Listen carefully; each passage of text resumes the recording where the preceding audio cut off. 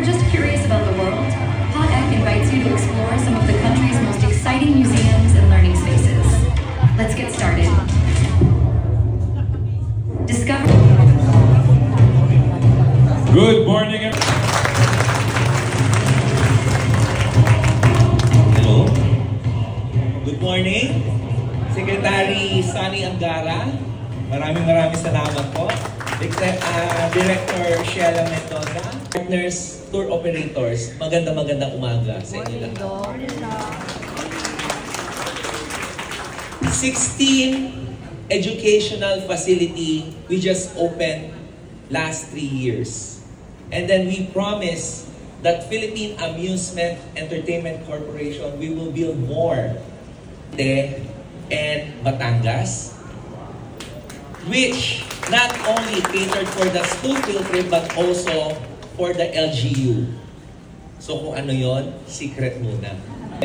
We have also Omniverse, one of the biggest projects. It's a 900 million project. It's a toys and it's a pop culture, and we infuse the heroes to science. Okay? Next. Ayaw gumana. Okay, Craft Academy. It's an arts and craft. And then after this opening, I will going to Brunei this afternoon because we're opening our Brunei branch. Okay, so congratulations to the faculty. Art Boom is in Eastwood. Changemaker is the first sustainable development museum here in the Philippines. It's partnered with the United Nations. Okay, Science Expedition from Manila. It's already in Cebu and Iloilo. It's a great opportunity for us. It's a good foot traffic.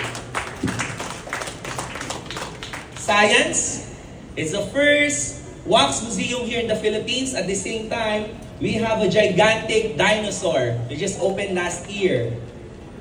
Ticket to the world. You're traveling all over the world.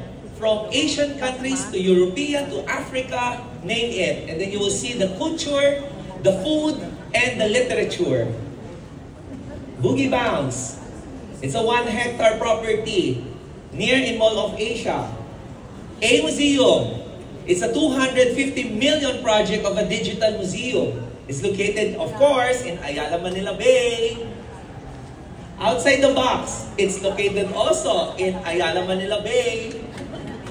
Minds Park. Siyempre, ito yung pinagmamalaki namin.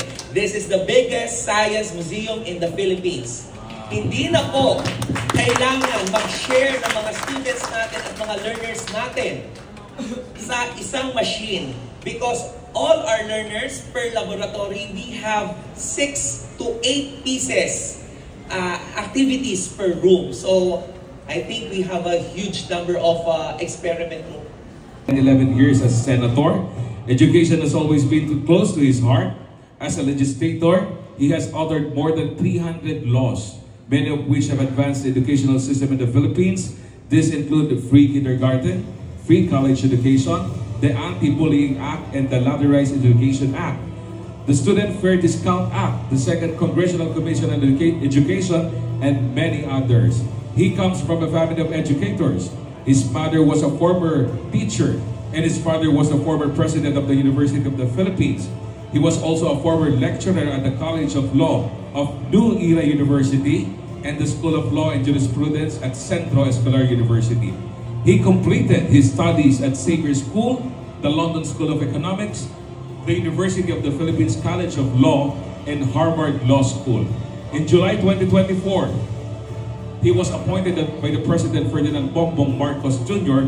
to lead the Department of Education. And now, it is my great honor to introduce a true champion of education, a public service. Please join in giving a warm welcome to the Secretary of the Department of Education, Secretary Sunny Angara. Yayain mo naman ako pagkakain ka.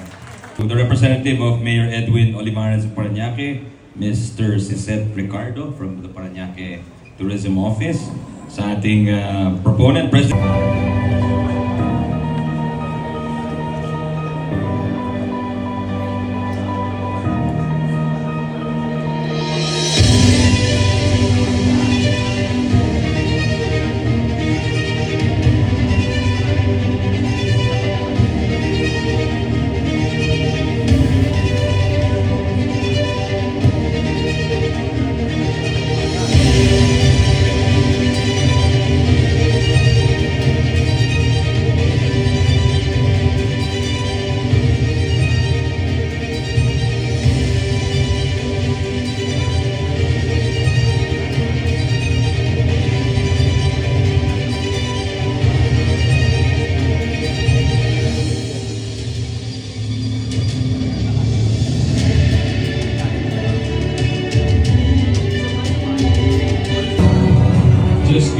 sabi mo?